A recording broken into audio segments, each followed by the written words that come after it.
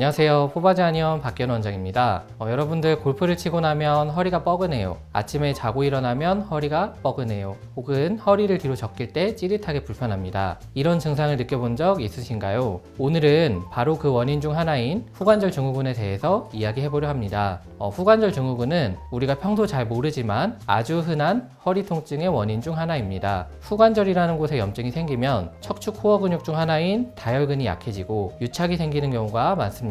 그러면 디스크 뒤에서 나오는 후지신경의 내측지가 압박을 받으면서 통증을 유발하게 됩니다.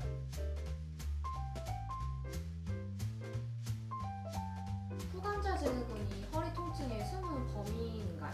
네, 맞습니다. 우리 허리뼈는 5개로 구성되어 있습니다. 이 뼈들은 디스크와 후관절을 통해서 서로 연결이 되어 있는데요. 이 중에서 후관절은 척추뼈 뒤쪽에 있어서 허리를 숙이게 되면 열리고 뒤로 제끼게 되면 닫히는 구조를 가지고 있습니다. 이러면서 뒤로 제껴서 더 뒤로 가지 않도록 척추뼈를 움직임 조절하는 역할을 합니다. 이 후관절에 염증이 생기게 되면 아프고 불편한 느낌이 들고 이 질환을 후관절 증후군이라고 합니다. 실제로 허리가 아프다고 방문하는 환자의 약 30% 정도가 후관절 주변의 문제라고 밝혀져 있습니다.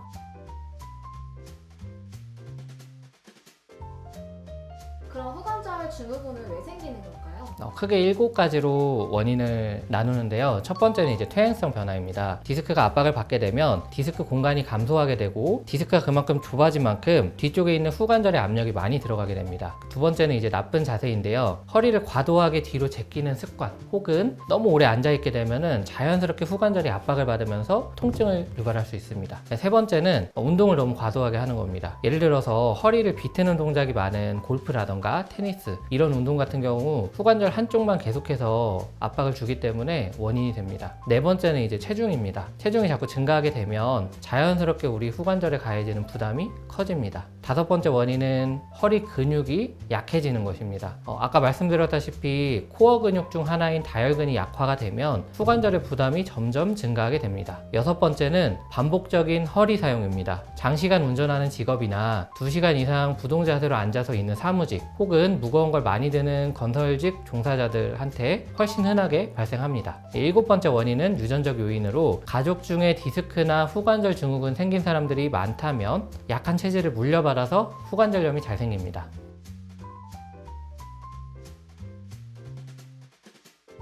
그럼 간편하게 후관절 증후군과 디스크의 차이점을 알 수 있을까요? 네, 둘 다 허리 통증을 유발한다는 점은 같지만 몇 가지 중요한 차이점이 있습니다. 예를 들어서 후관절 증후군 같은 경우는 뒤로 제낄 때 더 뻐근하게 느껴지고요. 허리 디스크는 반대로 허리를 숙일 때 통증이 심해지기도 하고 하지로 가는 저린 증상이 동반되는 경향성이 많습니다. 그리고 후관절 같은 경우는 통증의 위치가 허리 위쪽에 국한되어 있다면 허리 디스크는 엉덩이랑 하지까지 가는 경우가 많고요. 아침에 일어났을 때 후관절 증후군은 더 뻐근하고 불편한 경우가 많고 허리 디스크 같은 경우는 오히려 저녁이나 오래 앉아 있거나 활동을 하고 나서 심해집니다. 그리고 후관절 증후군 같은 경우는 신경학적 증상, 하지가 저리다던가 감각이 떨어진다던가 힘이 빠진다던가 이런 증상이 전혀 없고요. 허리 디스크 같은 경우는 그런 증상이 동반되는 경우가 많이 있습니다.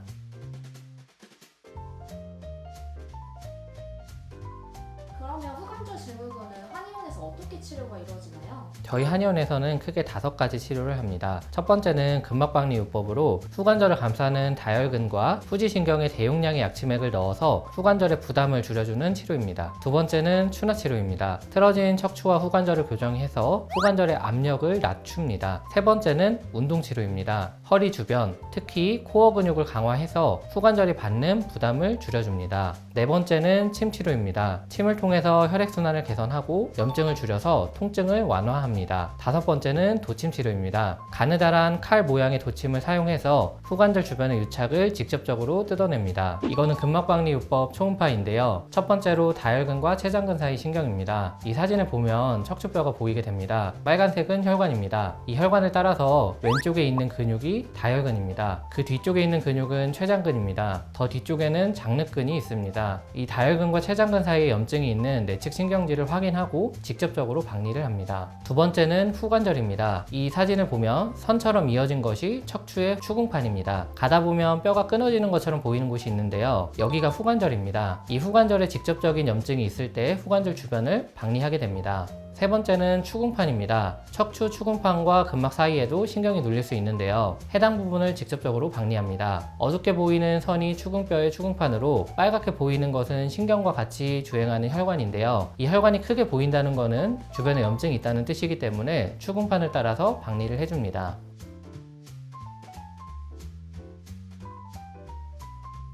그럼 집에서 할 수 있는 방법들은 어떤 게 있을까요? 크게 세 가지를 권유드립니다. 첫 번째로는 자세 교정으로 척추의 전만 커브를 유지하고 1시간에 한 번쯤은 스트레칭을 하도록 권유드립니다. 두 번째는 적절한 운동으로 허리 주변 근육을 강화하는 운동을 통해서 후관절에 가해지는 압력을 줄이도록 권유합니다. 세 번째는 체중 관리입니다. 적정 체중을 유지하게 되면 후관절에 가해지는 압력을 감소시킵니다. 후관절 운동 방법에 대해서 말씀드리겠습니다. 첫 번째는 기립근을 이완하는 방법입니다. 엎드린 자세에서 엉덩이를 뒤로 좌골뼈까지 닿게 하는 동작입니다. 이 동작을 할 때 중요한 건 골반이 후방경사가 되도록 해야 합니다. 그렇게 해야만 척추 후관절이 점점 늘어나게 됩니다. 약 10초씩 10번을 반복하며 아침 저녁으로 자주 해줍니다.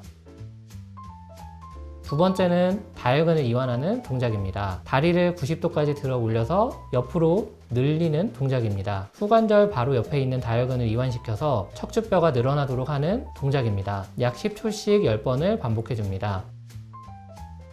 세 번째는 내발기기 동작입니다. 팔과 무릎을 바닥에 대고 고양이 자세를 하듯이 골반을 최대한 구부렸다가 최대한 늘리기를 반복합니다. 이 동작을 통해서 후관절이 점점 늘어나도록 합니다. 약 10초씩 10번을 반복합니다.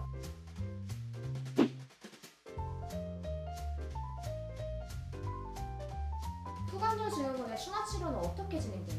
크게 세 가지를 하는데요. 첫 번째로는 교정 추나입니다. 교정 추나는 틀어진 척추 관절을 직접적으로 교정하는 추나입니다. 두 번째는 근막 이완 추나로 후관절 주변의 다혈근과 내측 후지신경 부분에 근막을 풀어주는 치료를 합니다. 세 번째는 신경 이완 추나로 척추뼈 따라가지고 신경들을 전부 다 박리하는 추나를 합니다. 교정 추나 같은 경우는 틀어진 척추 관절을 직접적으로 소리를 내서 교정을 하고요. 근막 이완 추나는 기구를 사용해서 근막을 전부 다 풀어주는 추나를 하고요. 신경 이완 추나는 신경 라인을 따라 가지고 늘려주는 방식으로 후관절 주변을 교정합니다. 오늘은 허리 통증의 숨은 원인 후관절 증후군과 디스크 통증의 차이에 대해서 알아봤습니다. 디스크도 마찬가지지만 기본적으로 허리가 아프시면 많이 불편하게 되는데 초기 예방하고 치료하는 것이 가장 좋습니다. 그렇기 때문에 아프시다면 근처의 한의원에서 치료를 꼭 받으셨으면 좋겠고 앞으로도 건강과 몸에 유익한 정보를 전해드리도록 하겠습니다. 구독과 좋아요도 부탁드립니다. 감사합니다.